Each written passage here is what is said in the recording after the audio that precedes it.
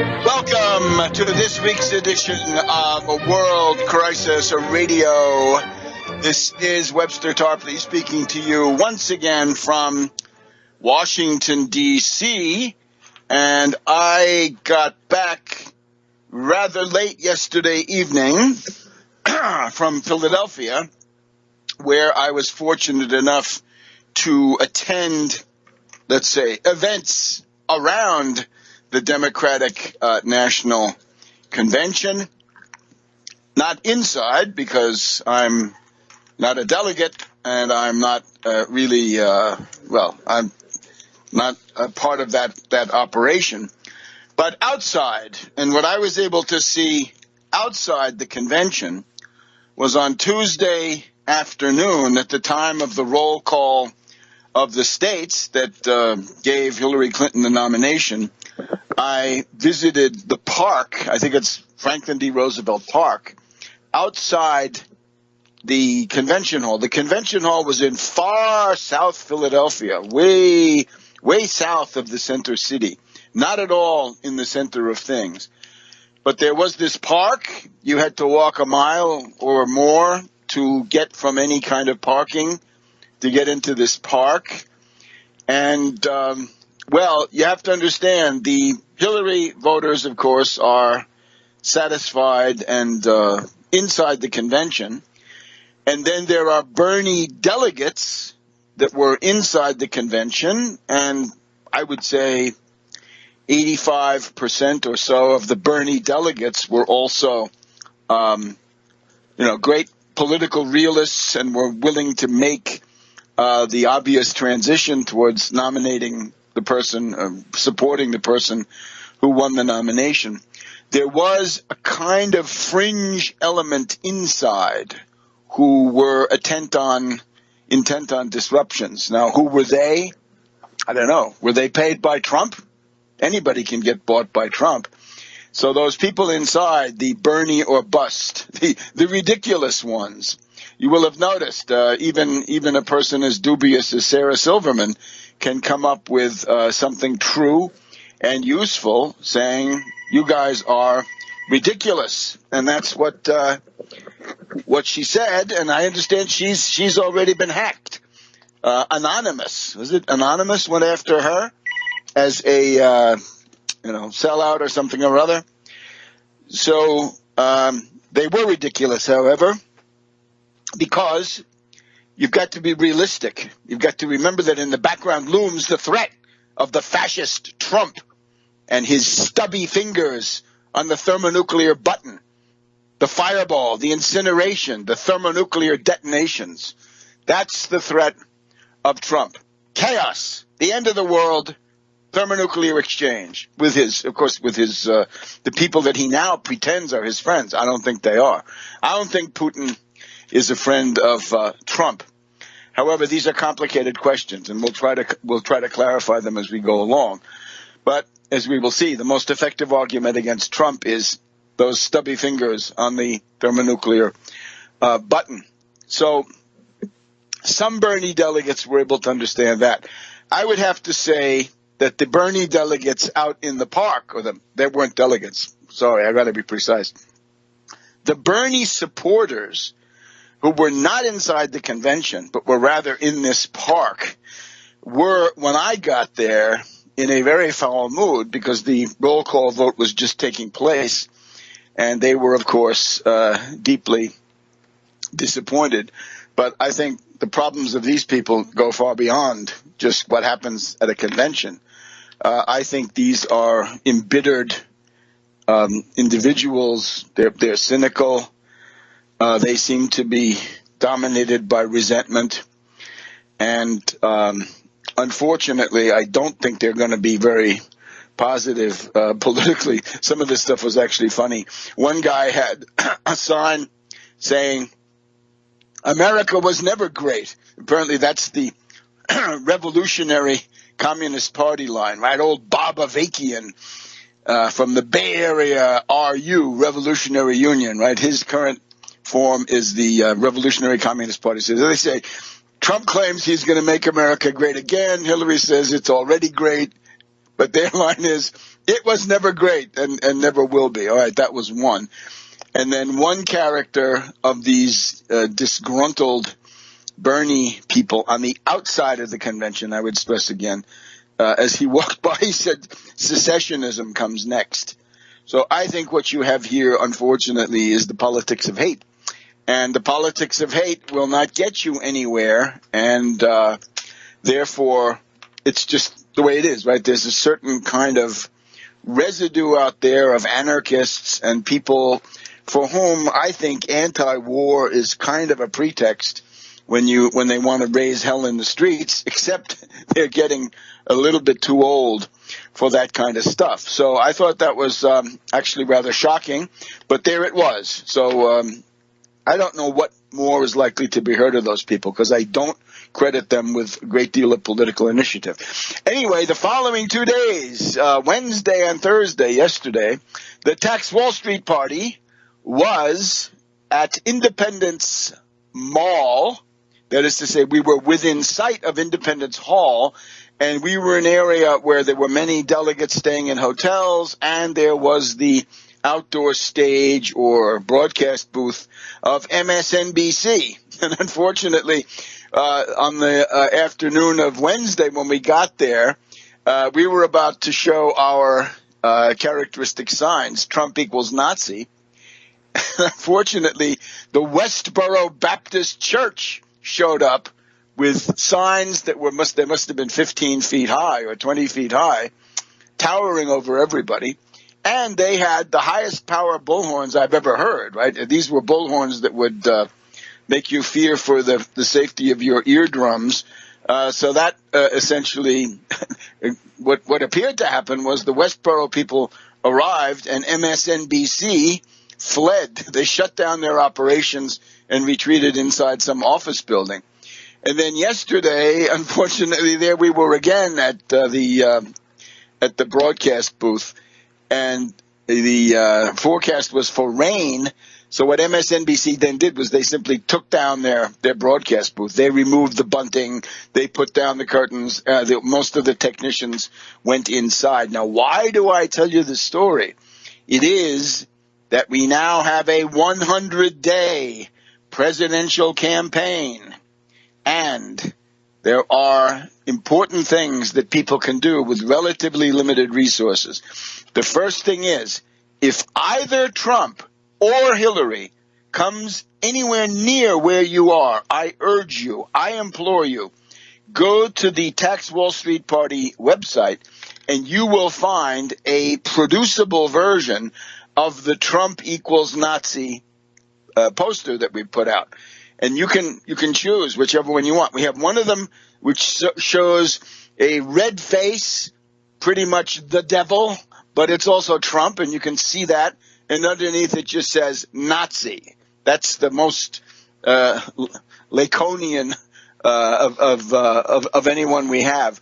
But then we've also got the picture of the Nazi giving the Hitler salute, but in a business suit and a Chesterfield overcoat, and Trump equals Nazi.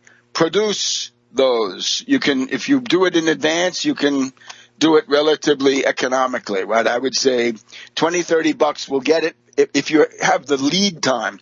And if you want to do it immediately, which I would urge you to do anyway, it probably gets you up more towards the $60 to $70 range. But once you have that, you have it for the entire duration of the campaign. So I think it's extremely valuable. And let's just remember, leaping ahead of all the analysis, who now says Trump is a fascist? Obama, the president of the United States, has in effect joined our campaign. Obama is telling people Trump is a fascist. Back in a minute. Welcome back to World in Washington, D.C., right? Just fresh back from the Democratic National Convention in Philadelphia. Yes, indeed. Obama says that if you challenge American values, be you a fascist, a communist, a jihadi, or a homegrown demagogue, you will lose. Now, many people have jumped to the conclusion that Trump is somehow the homegrown demagogue. And I'm not sure that is correct at all. And what I'm telling you now is basically a serious analysis, although it may sound somewhat novel to people. When Obama says fascist, communist, jihadi, homegrown demagogue, who is he talking about? When he says fascist, I contend he's talking about Trump. That's Trump, the fascist, right off the bat. Fascist Trump. Trump equals Nazi, Trump equals fascist. You know the drill. Secondly, you can be a communist. Well, who's a communist? The president of China is a communist. President Xi, the head of the Communist Chinese Party. He is a party to not just a communist party, he's a party to that worldwide strategic alliance with the British, the Chinese-British alliance. Perfide Albion, right? British treachery rides again with China to destroy the dollar and bring down the United States and try to provoke a world financial panic in such a way that the British will be shorted and covered and with options and derivatives and all this stuff so that they will profit when the others go down, which is their traditional historic pattern. You can have a crash, you can have a panic, you can turn it against somebody if you know it's coming, and the way you know it's coming is that you're going to unleash it. So, fascist means Trump. Communist, well, who's the biggest communist in the world? It's the president of China. Jihadi, hey, we know who that is. That's Erdogan of Turkey, the president of Turkey, who unfortunately has survived this coup and is now proceeding to essentially purge the entire society, from librarians to teachers to generals to everybody else. They're all getting the axe. Heads are rolling everywhere as Erdogan attempts the night of the long knives. And he may go on with this for a while, but I think he's going to pay a price. I don't think you can govern modern Turkey in that way, right? I think Ataturk's reforms are in some ways irreversible, and that Erdogan he doesn't have the brains or the guts to reverse the great Mustafa Kemal Ataturk, one of my nation-building heroes of the 20th century. And then we have the homegrown demagogue, and as far as I can see, that's Ted Cruz. He's homegrown. Right? That's the indigenous, what can we say, the autochthonous ideology of the Republican Party. So, fascist, Trump. Communist, Xi. Jihadi, Erdogan. And homegrown demagogue, Ted Cruz. That's how I read that. So I think that's good. Now, here's the point. The purpose of this convention, the reason this convention has such a tremendous importance, because I think it really is important, is it was and remains indispensable to organize, mobilize, and ideologically arm the Democratic Party to defeat Trump. Because, in sort of military terms, the only thing standing between us and Mad Dog Trump, or Traitor Trump, as I've started calling him this week, Traitor Trump, who's calling in October surprise attacks now openly on TV. He doesn't hide it. He says, come on in, October surprise, I need you. Traitor Trump is calling that in. We've got to defeat him. So who can defeat him? Well, there is the Democratic Party, and they have, if they mobilize, they have sufficient resources. They can do this.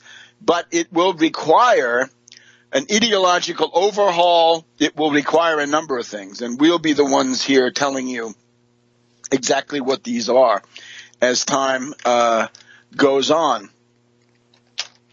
So what do they have to do? Essentially, in very, very brief summary, the points are these. In order to defeat Trump, and we have this summed up on a leaflet, we have these really nice little sort of quarto-size leaflets, right? They're cutting an 8.5 by 11 into 4 pieces. And here's our leaflet that we handed out here, Trump fascism is at the gates. Democrats must rally. Well, Trump fascism. When we set up with our signs near the MSNBC outdoor stage on Independence Mall, the first thing I have to tell you is the support, the relief that some people had, the welcome for straight talk, the real thing. They were delighted that we were there. There was not one negative response that was articulated. I mean, somebody might have been walking by and saying, I don't like that, but they never voiced it. I heard not one negative element in terms of our signs, and they were, big, dominating. People loved them. We must have had, several hundred. I would guess about 300 people wanted to get their picture taken with the signs. They wanted to take pictures of us with the signs and indeed come around and stand with us and get their picture taken. We had the Voice of America come around. We had a local Jewish newspaper come around. I was on television in Thailand the other night because of what a reporter had seen there, and so forth, right? We'll track down all these references, but it's something that changes the atmosphere. Trump equals Nazi.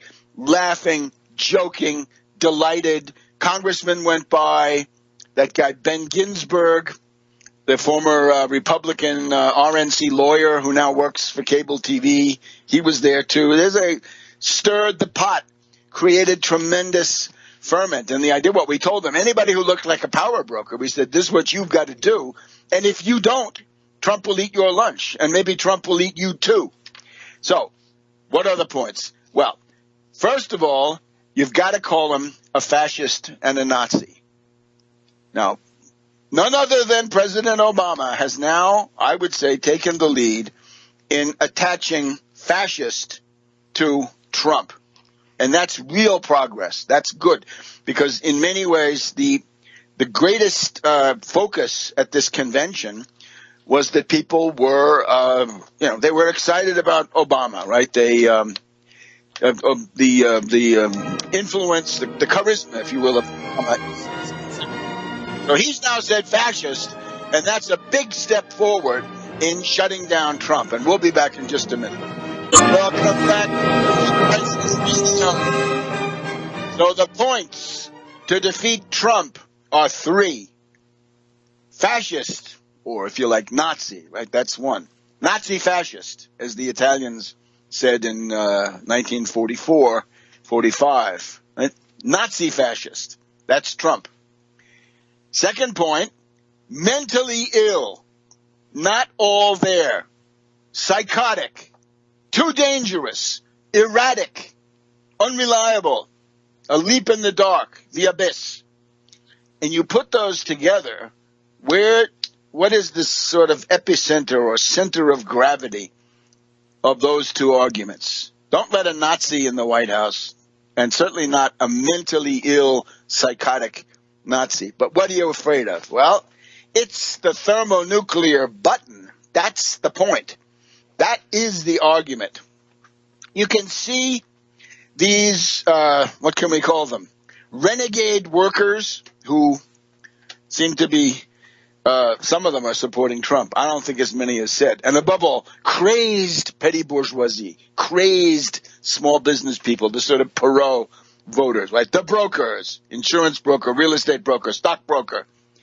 These are crazed people. You can't argue to them that, you're destroying civilization or you're destroying all the norms of civilized behavior. They don't care about that. And above all, you can't confront them with a school marm like Elizabeth Warren. That's what they see. They see a school marm. And the reason that doesn't work with them is that they hate school marms. Because they were academic failures, right? A lot of them couldn't graduate. They couldn't do the academic work. And they hate the school teacher, often a woman, who was the one who, as they see it, tormented them. In reality, was trying to teach them something. But they found that humiliating, and they were recalcitrant and disobedient and incorrigible and all the rest of that. So you need an argument of a certain type. And this argument I call the politics of life and death, because that's what it comes down to. The ultimate basis of politics is, do you want to survive or do you want to die? Choose. Trump, the con man, the con artist. And I'm from New York too, so I can tell him too, Bloomberg. The con artist Trump is coming for you. It's not just that he wants to rip you off at a distance. He's coming for you. How could you die? Well, you can be incinerated in a thermonuclear fireball. Okay? Let me just, there's one very interesting example of this here. I have a Twitter of a cartoon. If I can just call this up here. It takes a second. Here we have a cartoon with Trump in the White House, okay? Look at my Twitter feed for this, right? Webster G. Tarpley, Twitter. So here we are in the Oval Office. And a red-faced, enraged, apoplectic, geek-act Trump is behind the desk with the Great Seal. It's the Oval Office. A Secret Service guy is holding the codes, and the codes are now automated. The codes are a briefcase with electronic equipment inside, right, and things to punch, and launch codes. So the Trump character, red-faced, screaming, apoplectic, Putin unfriended me on Facebook? How dare he, right? I'll show that loser. And he's reaching over to push the thermonuclear button. Now, that's no joke. That's real. That's Trump. And then in the background, we have a couple of tourists, right? Two middle Americans, I suppose, right? And they say, oh, President Trump's shoot from the hip, politically incorrect impulsiveness is so refreshing. Yeah, except it's World War III. So that's the first, right? That this is one way you can die, right? Thermonuclear fireball. That's Trump. Get out all the Barry Goldwater stuff, right? Get out the daisies. Get out anything you can find that can bear on these great questions of war and peace. And remember, you got to tell me, of the two candidates, which one is a psychotic and which one has a fascist mass movement? Think about that. Those are the two main considerations. Who's a psychotic and who has a fascist mass movement that's violent, like the Ku Klux Klan or those gun-toting lunkheads, right? Those characters, right? The survivalists of the Cloven Bundy and his clan, right? Who's, threaten federal officers, point-loaded rifles, and they want to privatize, just like every damn billionaire. Those guys want to privatize U.S. public lands and essentially, appropriate them for themselves and forget about the public interest, right? The public be damned, says Cloven Bundy and his two idiot sons. So this all goes on. How else can you die? Well, you can starve to death in a depression. And with Trump, I saw one of his surrogates, this guy, Jeffrey Lord, is the resident Trump apologist on CNN. And he says, I was disappointed with the Democratic convention because they didn't talk about the debt. The debt. The U.S. public debt. Oh, yes. Almost 20 trillion, sorry. Jeffrey Lord, yeah. So I would have said, if I'd been on a panel, I'd say, Lord, do you mean the debt that Trump wants to default on? That he wants to take us over the cliff? The earlier Republicans had taken us right up to the cliff, right? So the U.S. public debt was then downgraded. So, Lord, Jeffrey Lord, right? Are you talking about that debt? The one that your candidate says he wants to default on for the first time in history? Well, you do that, you've essentially thrown the entire world financial system out of whack, because that, in spite of all fantasies about other reserve currencies, that's the one that is there today. That's the one that does $1 trillion or $1.5 trillion every day and can give you in cash, 3 trillion, 4 trillion, whatever you want on the same day, right? Cash, OG, on the same day. So with Trump, you're going to have a depression. And then the third one is you can die, for example, from some epidemic disease that the Republicans refuse to combat because they don't want to pay, because they're fiscal conservatives, right? They're genocidalists. They're exponents of genocidal, killer austerity. So those are, I think, the issues. Mentally ill, psychotic, fascist, Nazi, those two come together. Put that in the Oval Office. What's the worst thing? He could get to the thermonuclear launch codes, or he could do things and say things that would cause default, because he'd be working with those Republicans in Congress, right? Those anti-government right-wing anarchists. And I guess a right-wing anarchist is not that far from a fascist in any case. And then what we've just seen on the Zika virus, right? The Republicans are out of town again. And in the White House briefing this afternoon, we were reminded that it was back in February and March that Obama first called for additional money. Yes, additional money. And we don't care how it's paid for at this point, right? It's an emergency. People are going to die. Kids are going to have their lives wiped down. You can essentially fight them on that. So that's what you got to keep it. Back in a minute on World Crisis. Welcome back to World Crisis Radio. So what have we learned so far? Obama says if you try to negate American values, be you a fascist or a communist or a jihadi or a homegrown demagogue, you're going to lose. Trump is the fascist. President Xi of China is the communist. Erdogan of Turkey is the jihadi. And Ted Cruz is the homegrown demagogue. So again, with that, my reading, Obama has, in effect, in a kind of indirect, metaphorical, Aesopian way, he has embraced the analysis that we've been putting out here for these many months. Okay? And then the big rap on Trump becomes psychotic, Nazi fascist, and the locus where this reaches the greatest tension, the nuclear launch codes. It also applies then to behaviors in a kind of financial crisis where he's gone bankrupt so many times. He regards debt. He thinks debt can be renegotiated, and there's no, it's actually better for you, right, as a bankrupt entrepreneur. He's a banqueroteur. He wants to become a banqueroteur d'État. He wants to be a state bankruptcy protagonist, no longer just a private bankrupt.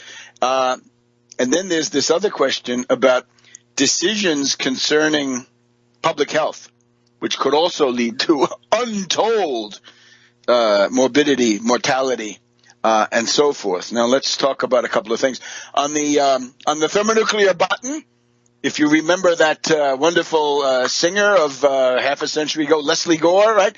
It's my button, and I'll launch if I want to. Launch if I want to. Launch if I want to. You would launch too if they badmouth you. So somebody ought to get busy, right? Maybe some group could record that, right? You could make a good parody with somebody with a Trump wig, could be the lead singer. It's my button, and I'll launch if I want to. Launch if I want to. Launch if I want to. You would launch too if they badmouthed you. So all at this stupid, idiotic level of dissing, right? So we've heard from Obama now. Mrs. Clinton. The principal question with Mrs. Clinton is, I don't care about her voice, her appearance. I want her to show that she's going to fight Trump. And this is essentially the big question, the acid test right? The litmus test for the Republican Party, the Democratic Party in this convention is precisely, if you don't defeat Trump, fight him and defeat him, then you have fallen down on the job. You're worthless, essentially. You're nowhere world historically. So here's what Madame Clinton says. Ask yourself, do you really think Donald Trump has the temperament to be commander-in-chief?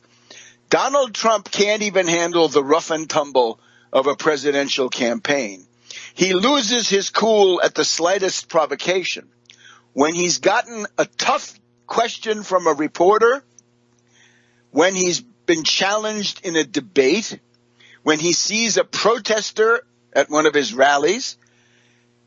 Now imagine, if you dare, imagine him in the Oval Office facing a real crisis.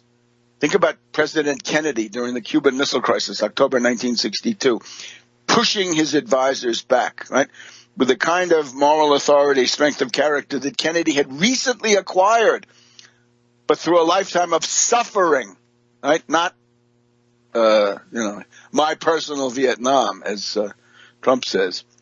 So imagine Trump in the Oval Office facing a real crisis.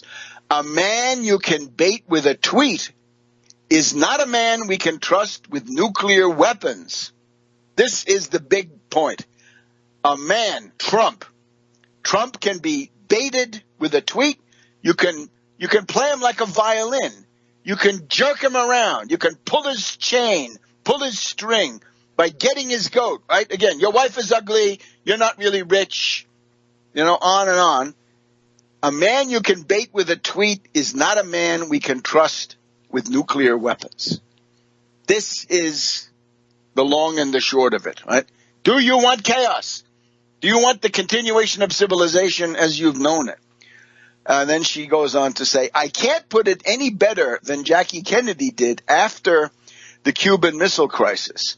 She said that what worried President Kennedy during that very dangerous time was that a war might be started not by big men with self-control and restraint, but by little men, the ones moved by fear and pride. America's strength does not come from lashing out. It relies on smarts, judgment, cool resolve, and the precise application of strategic power. Now, of course, we have our doubts about Mrs. Clinton. But again, is she psychotic? I say not psychotic. Is Trump psychotic? Yes. That's already important. And then, does she have a fascist mass movement? No. Her supporters can meet in a phone booth, right? In other words, she can't turn out crowds. There is no fascist mass movement. She doesn't have the white supremacists, the alternate right, the Ku Klux Klan, the neo-Nazis. She doesn't have any of that. So who does she have, right? She doesn't have it. And those are the 2 points. It means that she's as a warmonger, she'd be weaker. And we ought to also think about some other things with that. All right. Now we want to talk about the October surprise and the strategy of tension, which is this other huge thing. Let's talk about, concerning Trump's mental instability. We have to look here at a number of interesting publications. We want to call attention once again to I want to call your attention to Keith Olbermann, right? The former host of Countdown on MSNBC. Go and look at him at Keith Olbermann on Twitter.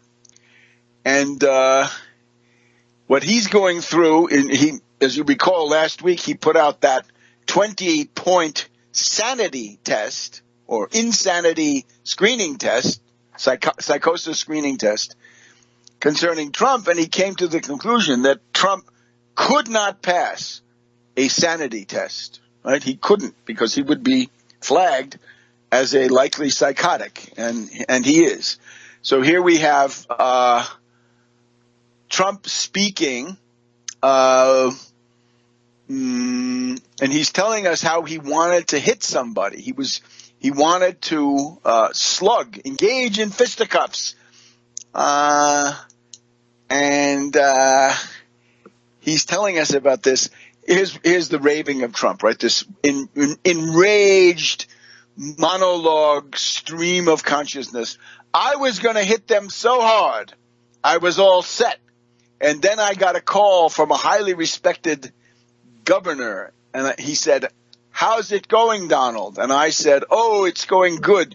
But there's one guy in particular, a very little guy. I was going to hit that guy so hard his head would spin. He wouldn't know what the hell happened." And so this is the mind of Trump. And it was easy to enrage him. If you're a third party, and this may be what's happening right now, we'll get to this in a minute, a third party, you set up attacks that are false flag attacks, right? You attack Trump, make him look like it's coming from country A, and you're in reality in country Z, so you can sick Trump against country A and get him, for example, if country A is your rival, get him to destroy country A, and you can then proceed. So no psychotics in the Oval Office, please, and please no fascists, Nazi fascists, in the Oval Office. Back in a minute. Welcome to our second hour of World Crisis Radio. We are now past both national conventions, the Republican National Convention in Cleveland, that midnight in America, that lugubrious Gothic tale of horror with lots and lots of D-list has-beens on the speaking program. And then we've had the Democrats, of course, with the big geek act of the Bernie people the first night. Look, you want to be in politics, you got to be a pro, right? If you're a delegate, you should already be a pro, and you should realize the consequences of your actions. And I didn't expect to agree with Sarah Silverman, but this little lady has told the truth that performance was ridiculous, disrupting your convention in the face of a fascist threat. That's the whole point. Hitler is ante portas. Hitler is at the gates, and you're wasting time with this stuff. And remember, Bernie Sanders lost the nomination because he didn't fight for it.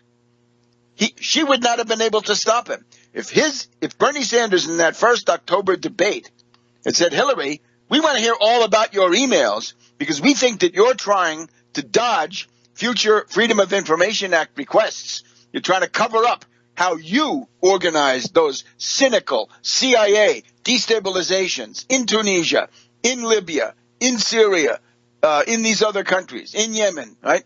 That was a destabilization and you did it, and you should be held to account." But he didn't do that. He said, "We don't care about your damn emails." And then he wouldn't fight for the Goldman Sachs transcripts. He wouldn't fight what looked like some kind of vote fraud in Iowa. He wouldn't even ask for a recount in Iowa, and so forth. The Tax Wall Street Party fought harder for Bernie than Bernie would fight for Bernie. We tried to get a recount going, right? But without the principle, of course. And then we're told, "Oh, there was massive vote fraud in New York." Well, we want to hear that from Bernie's mouth, for Christ's sake. How can anybody take that seriously? How can we be, well, sometimes we were, but we can't always be more Bernie than Bernie himself. And we also told them what to do programmatically. We told them to stay away from the Saudi Arabian royal family. He was going around saying the Saudis need to get their hands dirty. The Saudi hands are already quite dirty enough, Bernie. And that was a wretched excuse for a foreign policy line. He could have split Mrs. Clinton from Obama, saying, "Hey, Clinton, you forced Obama into Libya when he didn't want to, and you were so worried about Bernard-Henri Lévy and Sarkozy and the British-French combo. You did that, Mrs. Clinton." So Bernie couldn't he couldn't get himself together. Because you remember in the southern phase, he was always she was trying to make it look like that Bernie was somehow an enemy of Obama, and that could have been refuted, and on a war and peace issue would have been quite effective. All right, so let's talk about Obama. Let's talk about Trump. According to the Weekly Standard, Trump is not of sound mind. Good. He's not. He is certainly not. And we also have the Ezra Klein writing in Vox. We find that he goes through this very interesting thing. He has two articles. One is about that the contest between the two candidates now is between abnormal and normal. And let me embroider this a little bit myself. It's between a normal, corrupt bourgeois or bourgeoise politician, a normal, corrupt bourgeois politician, jingoistic, right, bellicose, jingo, and a psychotic Nazi. So, which one is easier to control? Here's the other thing about Hillary.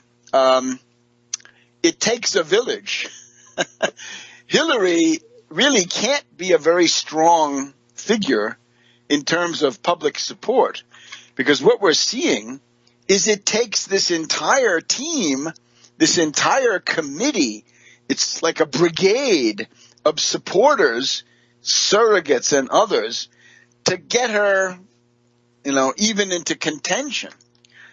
It takes a village to elect Hillary Clinton. Yeah, it takes all these people. She's got to have Obama, Michelle Obama, Bill Clinton, Joe Biden, Elizabeth Warren, Bernie Sanders, on and on. Right? We've got all these different people.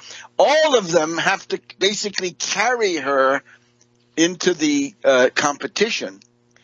So what I think about that is that might be also a way to manage her, because of course the obvious problem with Hillary is that she has these very strong warmongering tendencies. There's no use kidding yourself about that. Matter of fact, you've got to address it, and you've got to come up with some idea of how to control this, because otherwise people they won't see the contrast with Trump. The contrast with Trump, in my view, is real, and they are distinguishable outcomes. But as long as Hillary is talking about this stuff, it's going to be hard to reassure people. Well, the most obvious, right? She says she wants a no-fly zone over Syria. If you go for a no-fly zone over Syria right now, you're going to collide with Russia, and you're going to collide with Syria, and you might even collide with Turkey. You don't know, right, in whatever form. So that has got to be neutralized. And I think one way to neutralize it is to say, look, Hillary, you didn't get here on your own, right? It took a village. You're not going to be the autocratic president. You can't do that, because that's not the structure of your, if you have an administration, it's not going to work that way. So you're going to have to lay off no-fly zone over Syria, right? Stop the vendetta against Assad. It is absurd. It is obsolete.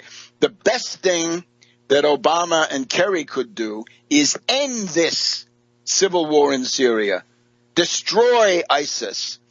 We're told that Nusra is changing its name. They're rebranding. The leaders of Nusra are getting a facelift so they don't look like Al-Qaeda anymore. Well, I would say to Obama, give the order to crush ISIS before Halloween, before the end of October. No more ISIS. Otherwise, that becomes the club that Trump can beat you over the head with. And again, there's this other angle, too. We're going to talk about this in just a minute. If Trump is going to have an October surprise, and he's calling for one, right, the other day, Obama and the Democrats have to have their own October surprise. Now, here are a couple of things that I thought of, right? The first is, look at Harry Truman in 1948. This is Give 'em Hell Harry, 1948. Remember, he was not an elected president. He had been vice president for Roosevelt, and then after a very few months, he had succeeded to Roosevelt in the presidency in April of 1945, when Roosevelt died about 2 weeks before the end of the war in Europe. Okay, so there he was, and he was by 1948. And this is his own fault, right? What Truman had done was to attack key parts of the New Deal base, above all labor, right? He had used the army against strikers. He had nationalized the steel mills. But the key thing he did right after his convention, called the Congress back for an emergency session. That's what Obama needs to do. Back in a minute. Welcome back to the Fascist video. Up here in Washington, D.C. So Ezra Klein at Vox wants to know, have we stopped to appreciate how crazy Trump has gotten lately? That he's off the deep end. He's nuts. Klein says that Trump's press conference was the craziest, most self-destructive press conference in political history. Off script, off, unhinged, settling scores, attacking Cruz's father again. And of course, these people were all in the rearview mirror, right? Doesn't matter. There's no reason to say any of this. And again, Stephen Hayes of the Weekly Standard says, it's not about tactics or messaging. It's something simpler and something much more important. Donald Trump is not of sound mind. And I'm calling, we found some people at the convention who were interested in this, right? We found a guy who's actually writing it up, that we need some kind of a conference that paid for by the Democratic National Committee, paid for by them, an international conference on the question of insanity in public figures, right? In other words, what is it with Trump? Is it obsessive compulsive? Is it narcissistic personality disorder? Is it this bovine spongiform, essentially mad cow disease? Is it the thing that killed his father, Alzheimer's, or some other form, right? Because my list is about 10 points long. So Trump nuts. Now, you can't expect Trump to respond to anything. Dr. Anthony Fauci of the NIH, National Institutes of Health here in Bethesda, Maryland. He's the director of the infectious disease department, right? He has been there for quite a while. This is a dedicated civil servant. So he says the funding in the U.S. government system to fight Zika virus is now dangerously low. We're in danger of running out of the things we need to fight the Zika virus. So you're talking about destroying the lives of babies, okay? So I say to Obama, call the Congress back for an emergency session and tell them, you SOBs, vote funding for Zika virus, and see what happens with that. Put them on the spot. Get the Klieg lights on them. Get the spotlight on them and say, you fund that. And also we should say, in order to cool down the cities, maybe in the last phase of the summer coming up, and in order to fight the general impoverishment and immiseration of the American people, which is undeniable. It's the fault of Wall Street, of course, but in this case, government has to provide the remedy. The government has to repair what Wall Street has tried to destroy, and that would be the $15 minimum wage, right? In other words, you want to show that the Democratic Party wants to do something for you, call the Congress back and say, we want two things from you. We want money in the billions, right? Whatever the demand is. I think it's 2 to 3 billion to fight Zika right now. And we want the immediate institution of the $15 minimum wage. Tie them up in knots. Let's see them get out of that. And of course they're going to do it. And then what's Trump going to do? He would have to then take a position, and that would become a binding position, not a throwaway line, right? Not some babbling that he can then, he'll deny it the very next day, right? You got to have a press conference. Trump, do you support money for Zika? Trump, do you support the $15 minimum wage? Because before you said the wages were already too high, and it wasn't quite clear. Did he say there should be no minimum wage, or the minimum wage should not be raised, or whatever else it was? All right. A couple of things, therefore. The press has got to grill Trump. Where are your tax returns, Trump? Do you have connections to Russian organized crime? Right? The Kremlin is one thing, but there's a Russian mafia which is distinct from the Kremlin, and that's this guy Sater. Remember Trump Soho condominium hotel, and that's Sater, the Russian organized crime figure, ex-convict, mafioso. And I had coined this thing that Trump should reorganize as Sater and Sater. That is S-A-T-E-R, the Russian gangster, and S-A-T-Y-R, and the Sater, right? That kind of Sater with satiriasis. That would be then the Donald, or Sleazy Don, as we call him. But in addition to the taxes, we want to see his medical records. Medical records have to be provided, and above all, his mental health records, because Trump says, oh, I have a mild case of obsessive compulsive disorder. I have a mild case of the Howard Hughes disease. Well, is there such a thing as a mild case? And do you want that mild case controlling the stubby finger on the thermonuclear launch console? No. All right. Now, here's the other thing. Trump's monstrous press conference. This is where he won the title of Traitor Trump. Traitor Trump's treason started midweek when he said, I guess it was on Wednesday in the morning of a press conference, that he wanted Russia or whoever, he said maybe it's not Russia, but somebody should come up with the 30,000 emails that Hillary had caused to disappear, right, which she had expunged or wiped clean or whatever this was.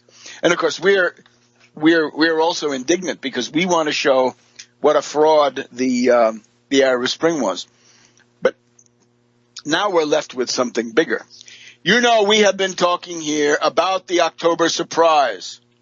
The October surprise coming in the context of a strategy of tension.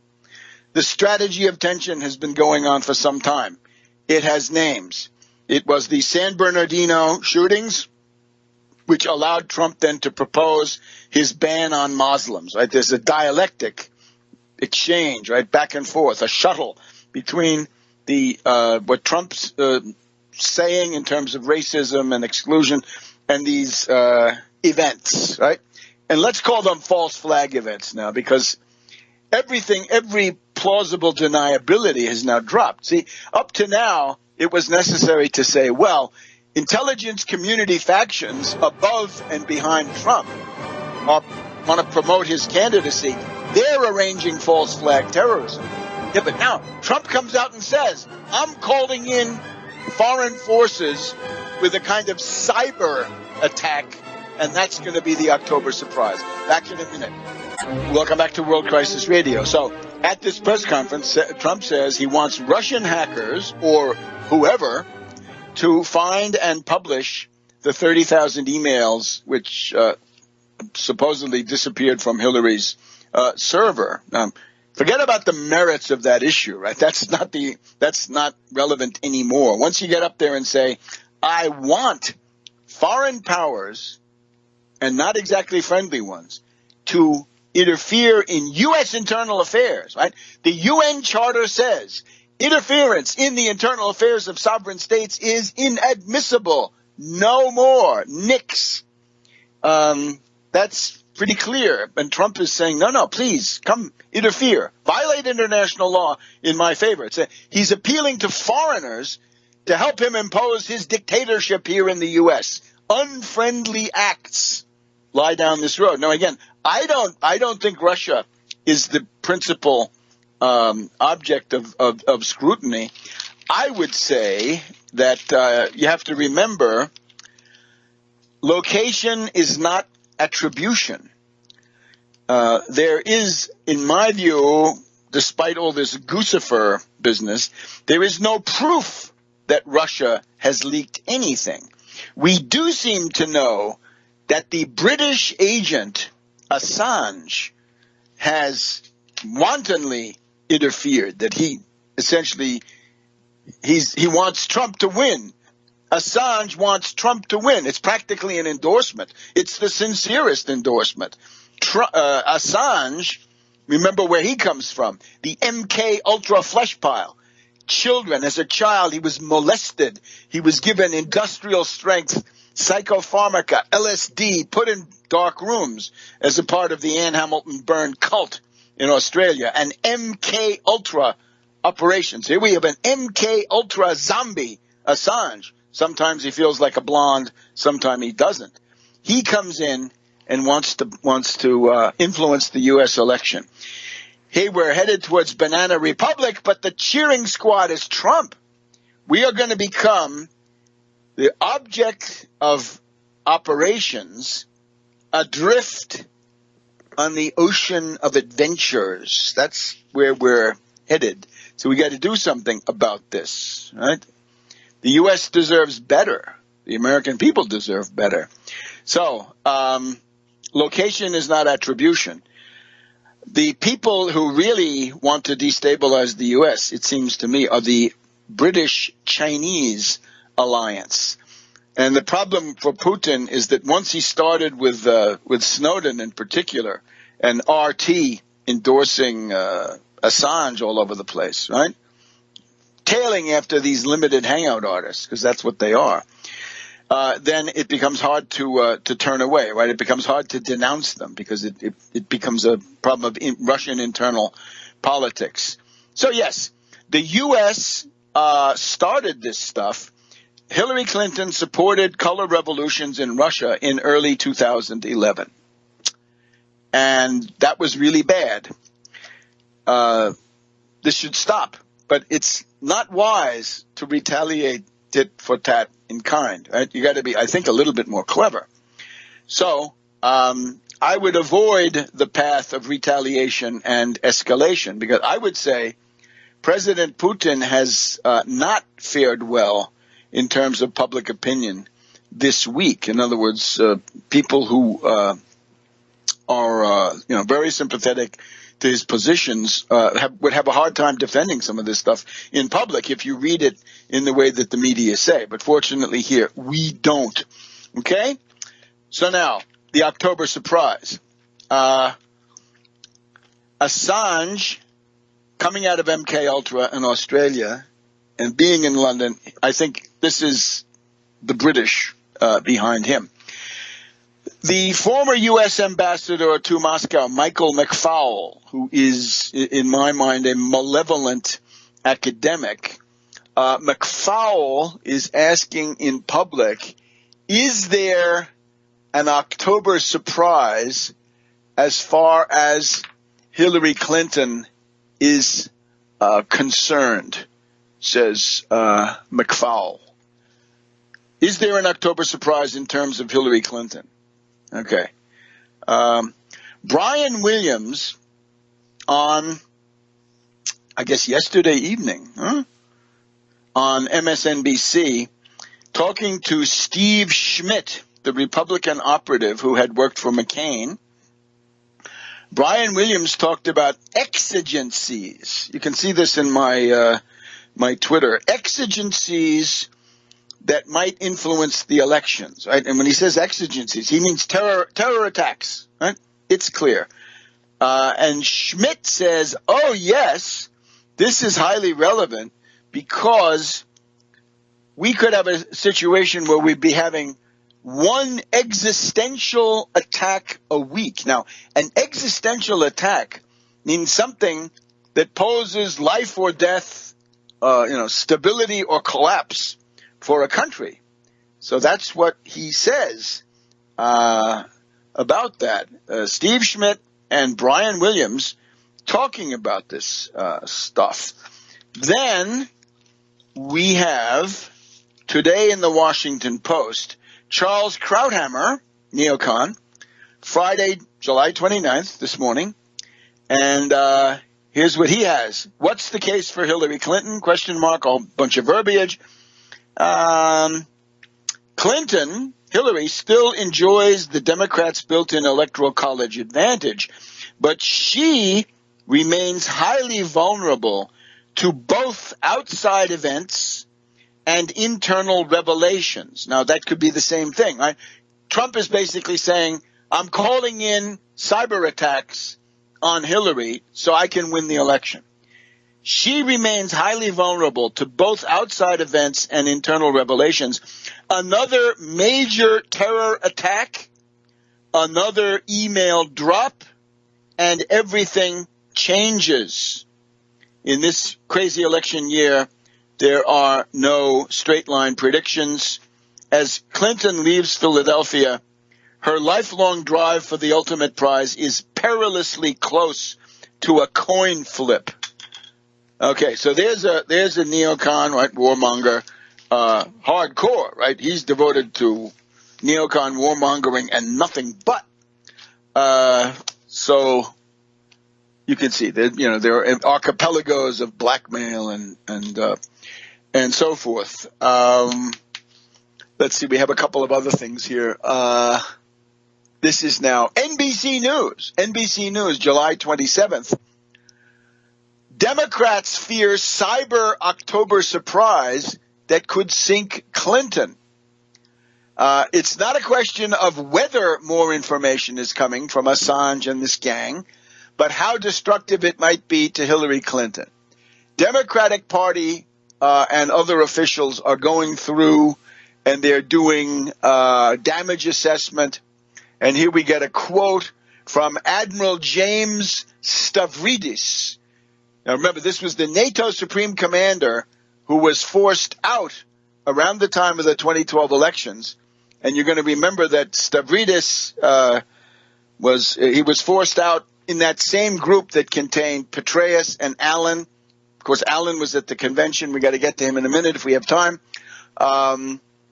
Here's what he says, quote, that is a nightmare scenario. In other words, really damaging things, right? Quote, that is a nightmare scenario, and let's hope we don't see that as an October surprise. Emails from Hillary Clinton's server that have either been in the press or worse, the classified ones that no one in the public has seen, said Stavridis, former NATO Supreme Commander, knowledgeable about Russian ops. Back in a minute on World Crisis Radio. Welcome back to World Crisis Radio. Webster Tarpley here in Washington, D.C. So, the October surprise, embedded in this somewhat longer-term strategy of tension, which has been going on since last December or thereabouts, right, the San Bernardino, always stoking the campaign of Trump, always providing fuel for Trump, always sending water to Trump's mill, right, his mill of lies and blackmail. Trump has now come out. He basically says, I am the party of the foreigner, says Trump. That's his position. Remember, General de Gaulle used to attack le parti de l'étranger. There it is, the party of the foreigner, Donald Trump. Why do they like him? Because he destroys the U.S. He's going to make the U.S. weak, poverty-stricken, divided, right? Everybody at each other's throats, and above all, isolated in the world, right? Destroying these alliances with his stupidity. He has no idea how much different NATO allies spend or provide for the U.S. or anything of the sort.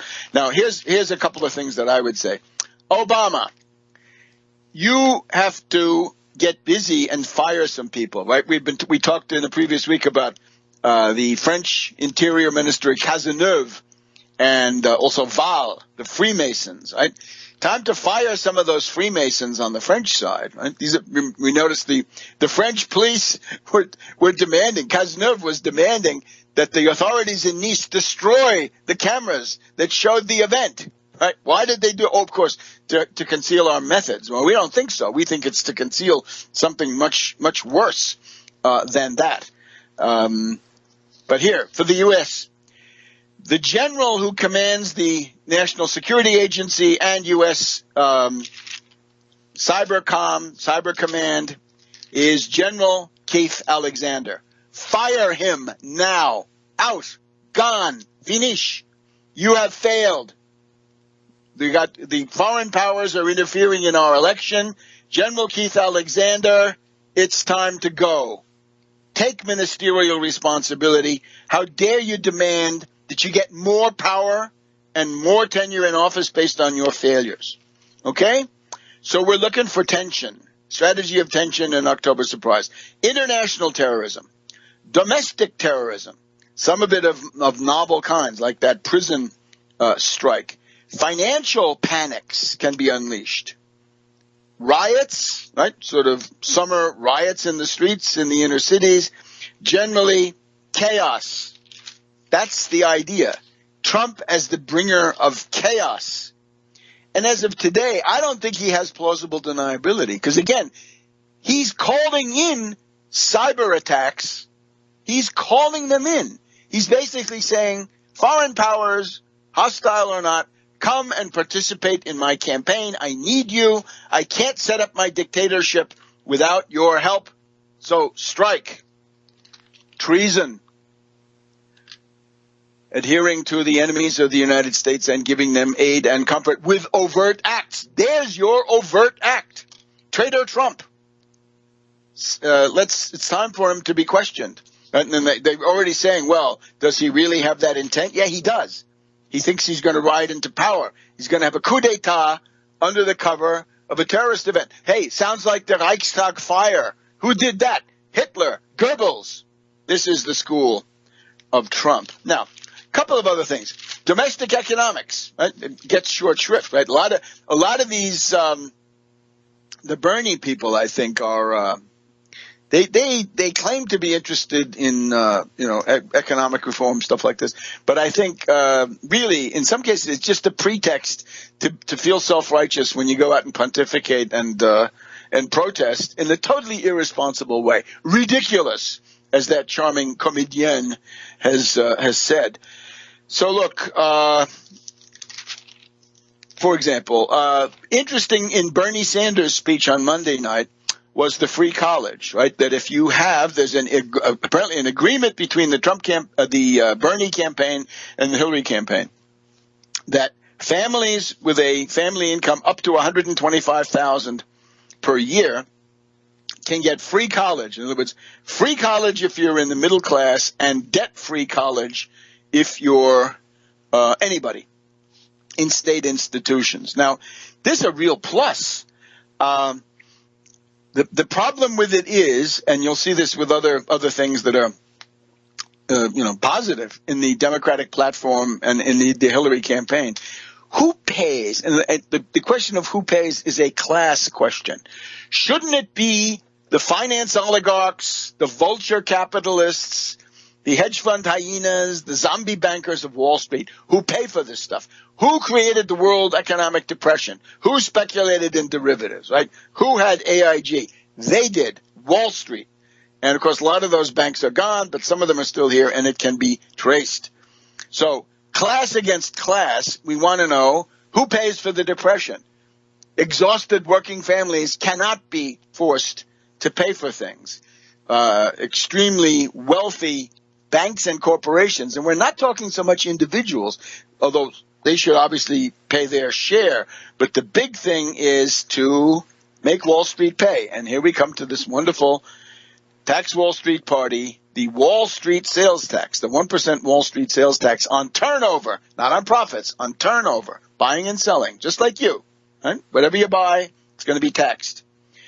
And then Hillary keeps saying the biggest job program since World War II.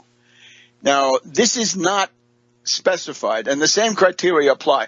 We want to hear that the biggest job program since World War II is a combination of two things. The 1% Wall Street sales tax on transactions, turnover, Tobin tax, which brings tens of billions to hundreds of billions. Nobody knows because the derivatives are not yet reportable, despite the very weak Dodd-Frank.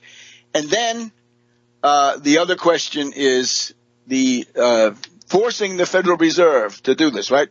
Elizabeth Warren, whom they all love, in 2013, for at least a couple of months, was saying that the Federal Reserve should be forced by legislation to lend college loans at 0.75%, which is way below the going rate.